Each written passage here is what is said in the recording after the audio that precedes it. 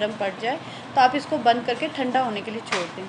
एक तवे के ऊपर आप ज़ीरा लें और उसको अच्छी तरह रोस्ट कर लें।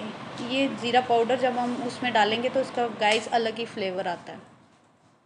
अच्छी तरह रोस्ट करें कि ये इसका पाउडर अच्छी तरह बन जाए। गाइस ये ठंडे हो गए हैं और इसको अब हाथ से मैश करके अच्छी तरह इसका जो पल्प है वो निकालें। गुठलियाँ अलग और पल्प होना चाहिए, इसका वही मज़ा आएगा। और इसमें आप मीठे के लिए गुड़ डाल सकते हैं, शक्कर डाल सकते हैं, जब ब्राउन शुगर डाल सकते हैं। यहाँ मेरे से गाइस एक गलती हो गई कि मैंने गुड़ को तोड़ा नहीं था, मैंने पूरा डाल दिया था। उसके लिए मुझे थोड़ी ज़्यादा मेहनत करनी पड़ी, वरना इसमें इतनी मेहनत नहीं होती है। ये बन के इसके अंदर अब आप ये पाउडर बनाना है ज़ीरे का, जो हमने ज़ीरा रोस्ट किया था। अच्छी तरह इसका पाउडर